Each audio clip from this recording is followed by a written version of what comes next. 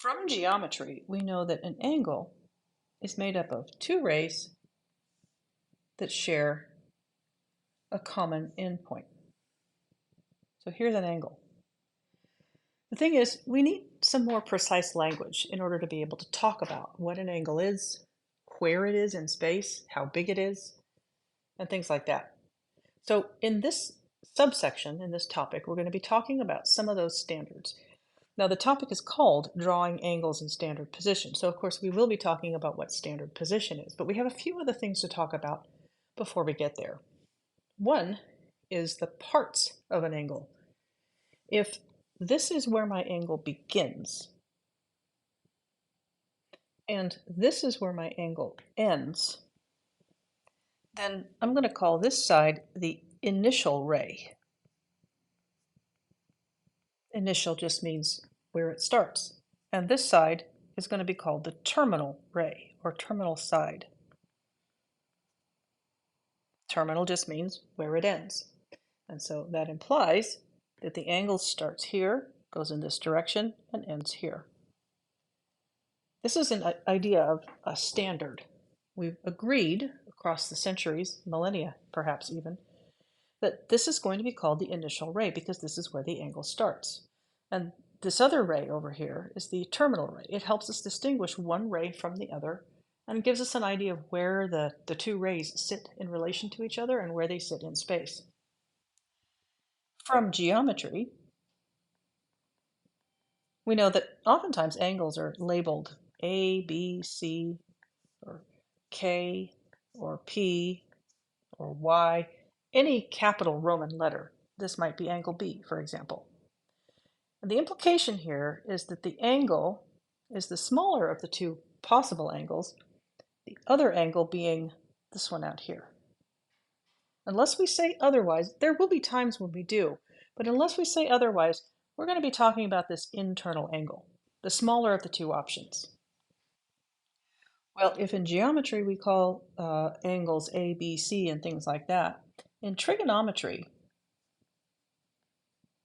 we tend to call them by a Greek letter like alpha or beta or gamma or theta or phi, things like that.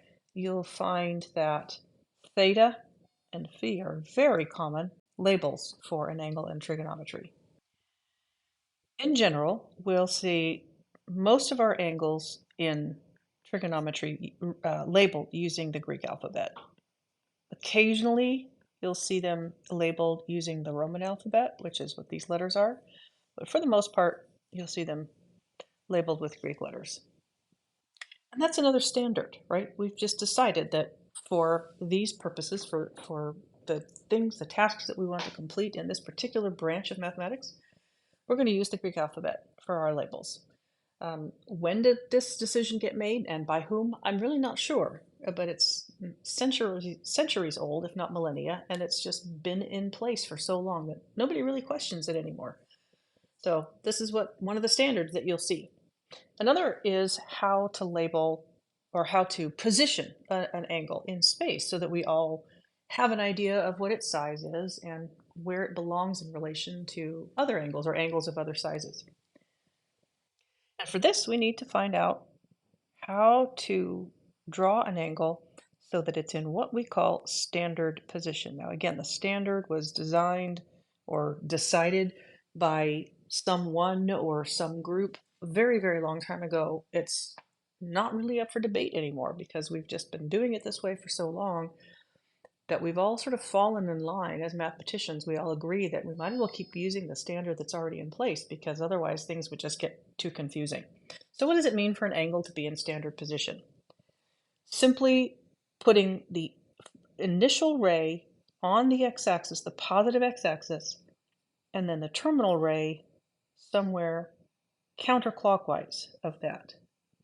So from here to here, this angle is in standard position.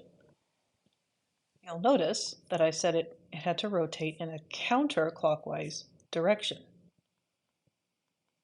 This is another standard. We could take our angle and start it here, put its initial ray here, and then rotate in this direction. But again, for some reason, the decision was made to go in the counterclockwise direction. We can rotate in the clockwise direction, but if we do, first of all, we'd still start with our initial ray here, and then we'd end up somewhere below the x-axis, rotating in this direction, in the clockwise direction. We consider that to be a negative angle, and that's because a positive angle is in the counterclockwise direction.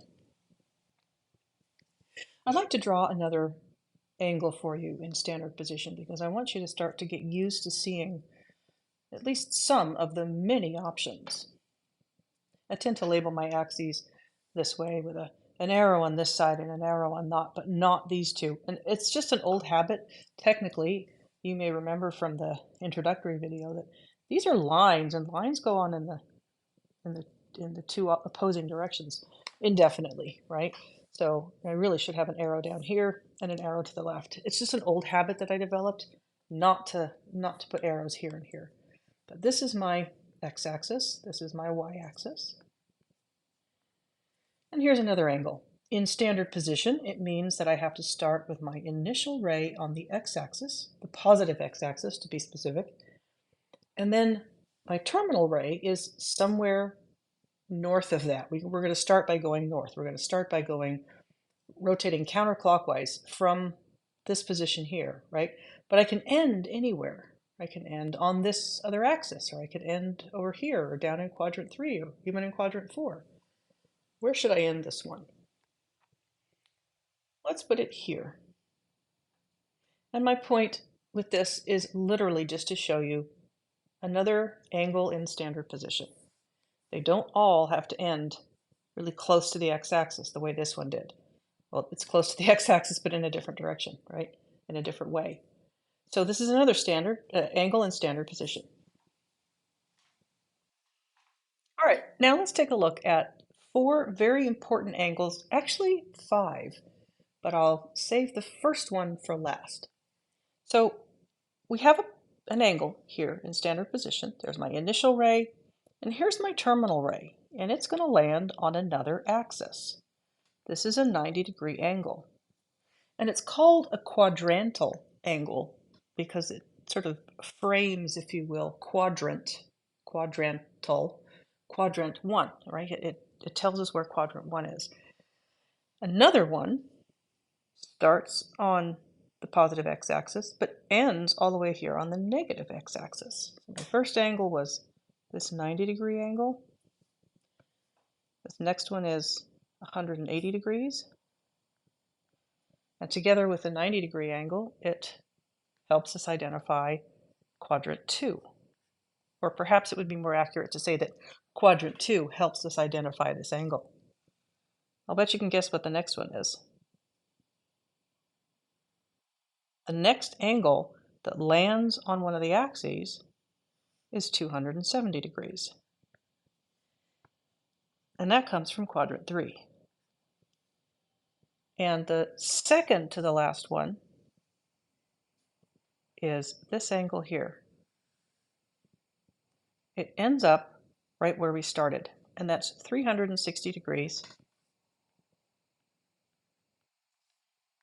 And it comes from quadrant 4. So these are called the quadrantal angles. There is one more I want you to know about. I'm going to start a new set of axes for this one.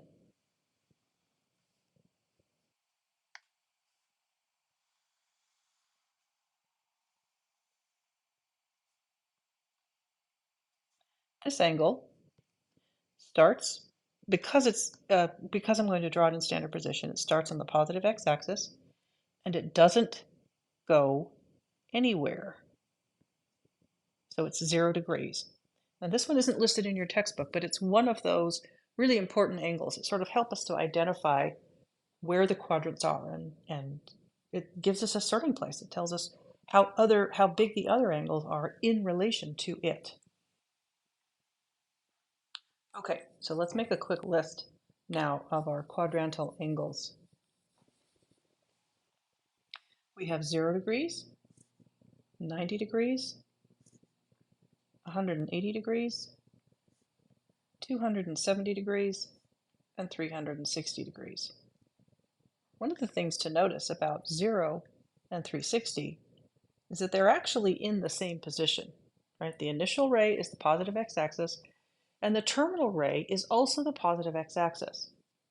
We can take any angle, such as this one here, and find not just one, not just two, not just three, but actually an infinite number of what we've called coterminal angles. And the way to do this is to say that when you get to here, start over and add in another entire circle. So if this angle here is 45 degrees, then 45 degrees plus 360 degrees, which is 405 degrees, is coterminal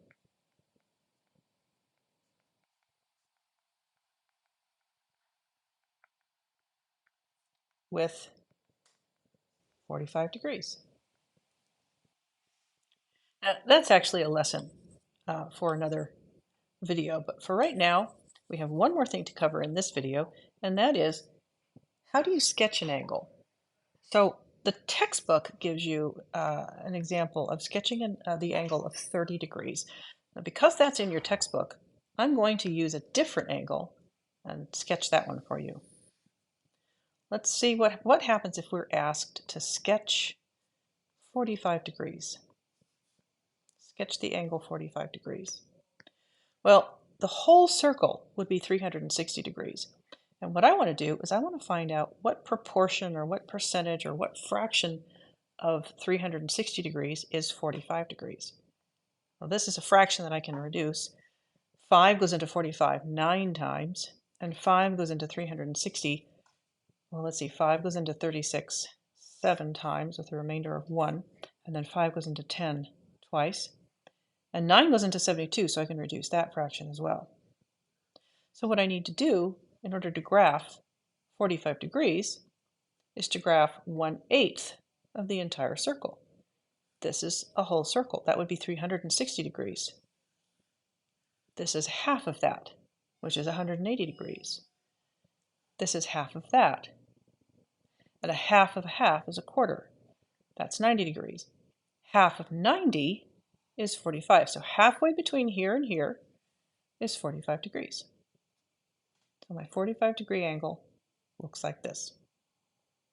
By way of one last quick example, let's sketch 60 degrees. 60 divided by 360 is 1/6, and that's arithmetic you can do on your own. I'm sure you'll be able to figure that out. I want a sixth of the circle, 1/6 of this whole circle. So if that's the whole circle, and that's half of it, to get a sixth, I want 1/3 of 1/2. So I'm going to go like this and divide this half roughly into thirds. That's a third, that's a third, and that's a third. And I want 1/3 of 1/3 of 1/2 is a sixth. So this is that 1/6 of the circle, that is 60 degrees. We will see other special angles as we go forward in the class, but that's an idea of how you get those.